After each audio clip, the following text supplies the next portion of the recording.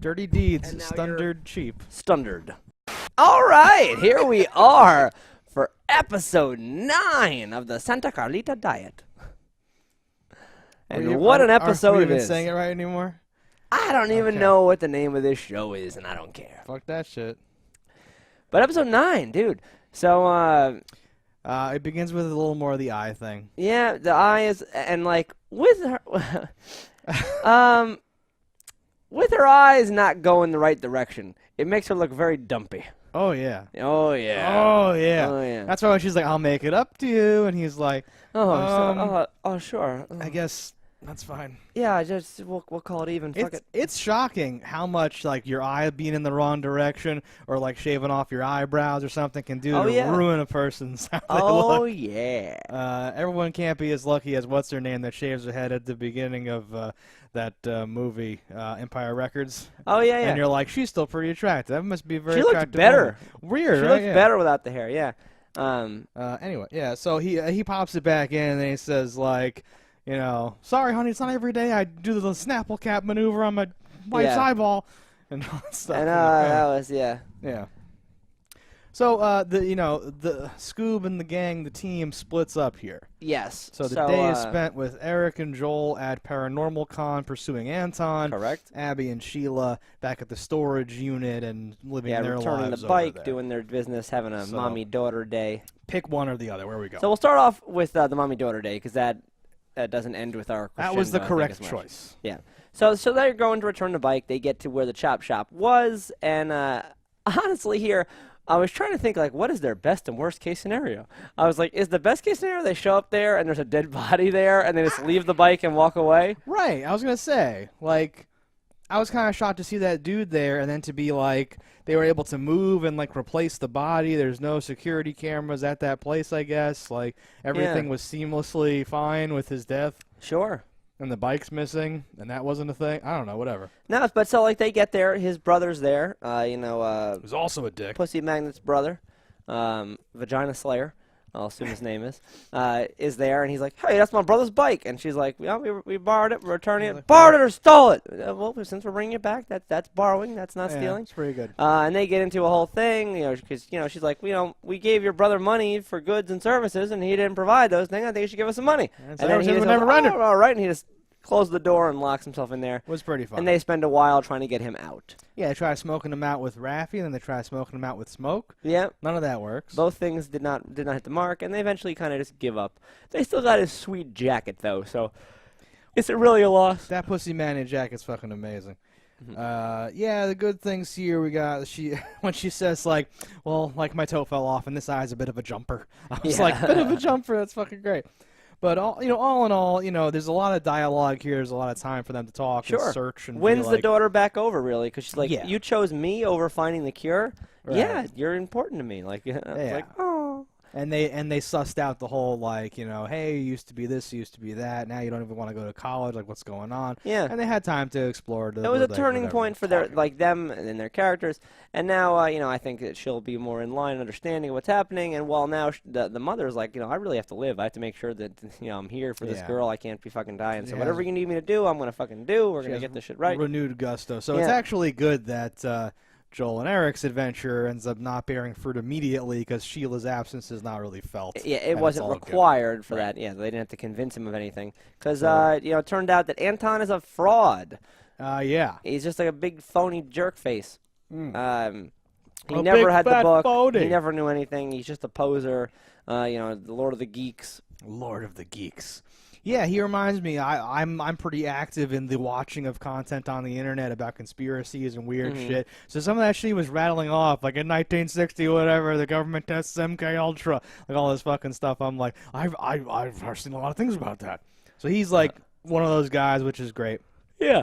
And like I think some of those guys actually are, once he's confronted with it, he's like, fine, take it, but just, you're going to get weird later, so when you realize that it's empty and I have nothing. Well, it's also, I shit. think, when you say it got weird, is that for the same reasons he doesn't like Joel, because he's a pretty boy and a jock and a big guy, is the same reason he goes, well, this guy's going to beat me to death, so I should just be honest with him and just do whatever the fuck he wants. Yeah, he crumbles and So he's not used to all that stuff happening. He lets him know, I'm a fraud, I'm sorry, this and that, and Fortunately, in the bathroom during all this is the other creeper who mentioned some other Polish thing or whatever the fuck, right? And he also wanted to talk to the boy about his. He's like, I got a couple of questions about your subreddit. Yeah, I wrote down Reddit because he's like, I'm a moderator for some Reddit, and Eric's been posting, and that guy's known about it, and he's really there to look for Eric, it seems like. Yeah, see, he wanted to hear about Eric's research or postings about a undead female zombie. Yeah. I.e., wifey wife. Post-mortem female expressing whatever. Yes. And, fucking Joel is like, great, another fucking mysterious character. And the guy's like, she cough up a little red ball. He's like, comes back, what? And then, talk about the whole thing. Yeah, because the little red ball, I don't think was ever told to the boy, so he couldn't have wrote about it. So, interesting, that was, that's certainly, stuff. Because anything else, it could be like, okay, you know that because you could have just read what was written. But the little red ball predates the boy's involvement. Oh, and the little red ball, which I can't wait to, hopefully in this last episode, we'll find out what the fuck it is, because, that's such a unique thing. It's in the old, manuscript. Yeah. And it's happening to her and him and everybody. It's a mouse. It's a fucking consistent, weird thing that needs to be explained and may never be explained. That will crush me. I do hope it is explained. So that guy's like, okay, I came here to see Joel, so it's a good thing he wrote about this fucking shit because it's the reason I'm here. Let me give you these key pieces of information that make you know I'm fucking telling the truth. And he's like, I have a doctor who might be able to help you. She reports to and it looks like he's like the cleaner or something. Because how he mentioned it was like, she lets me know where these things are, and I go to check them out. The woman who sends me, he's like, well, I can't, but the woman who sends me to these things can. Here's her card or whatever. And goes, he's not an actual, No, he's just like a feeler or a scout or something. Yeah, he phrased it like, well, but when you're in the field of necrobiology, it's whatever. He didn't say I am the guy. So I guess that's sort of that where we at the end we get the little cut over at the lab where it's presumably that guy from the bathroom talking to her on the phone, and she's just done some experiment on a rat, and the rat's cage is full of vomit and a little red ball, and it's all white. Whether it was white beforehand or after, we don't know. If this is that's just iZombie bleeding into us, yeah. But albino very cool. Answers might be on the agenda for next episode. We might only have a half an hour for this whole thing, and then I don't know what they're going to wrap up, what they're going to do here.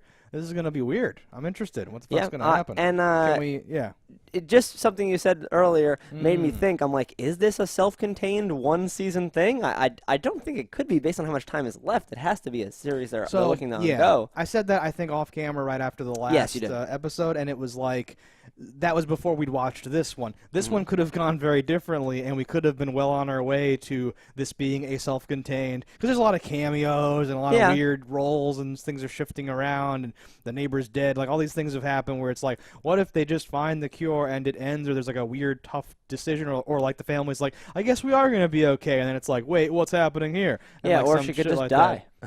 Oh God, I never considered that she could just die. I was always considering that it would be like resolved, but in like a Stranger Things, where everything's okay, I guess, kind of, except that sort of deal. Something that's interesting, you just mentioned the cameos, is that every famous person on the show, aside from the main characters, has been a cameo of one episode. Like no one's come back for more than one.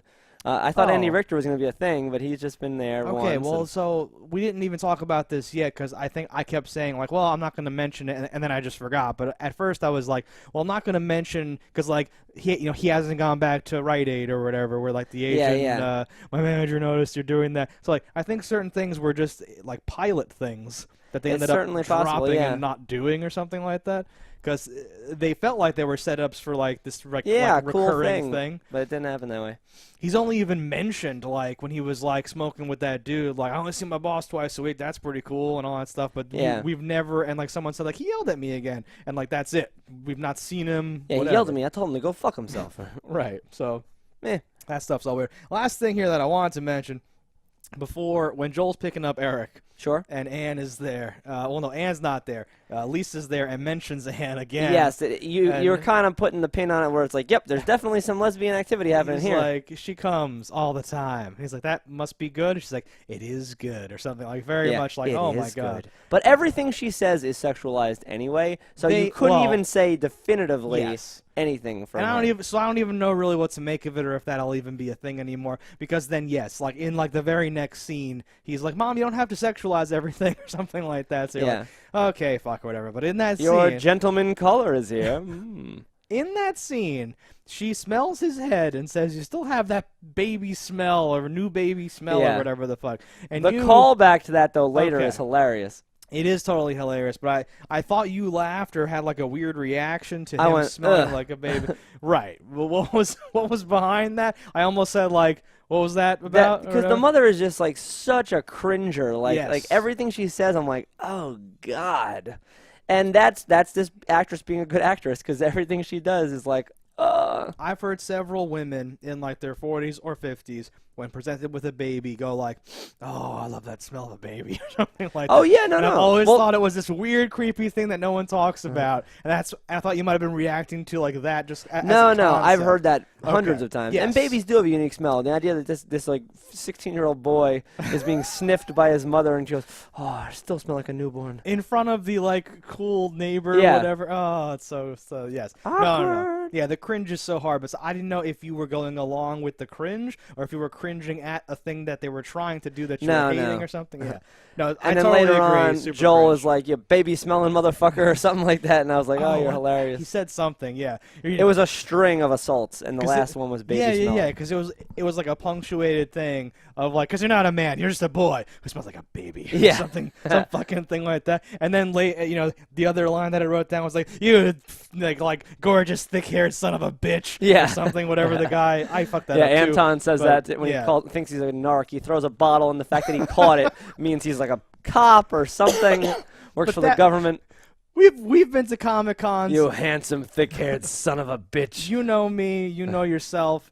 Like, I think you could throw water bottles at a lot of our friends, and it would just be this floppy disaster. It would be a mess. It would be a mess. Myself included, I think, on almost every day of the week. So that is a fucking, like mentioning Reddit, doing all this stuff, having these things, throwing the bottle and having all the nerds go, "Oh," something. But, like, and even go, like, "So, I bet you played a lot of ball before you sold out to Uncle Sam," or whatever. Big brother. Big brother. Yeah, fucking, like as if that's the only way you could possibly catch a water bottle. Yes. As if you were, like an agent or something like that. I thought he was going to mention that his shirt was tucked in or something too. Just these fucking great. That's super good. That's all I have to say.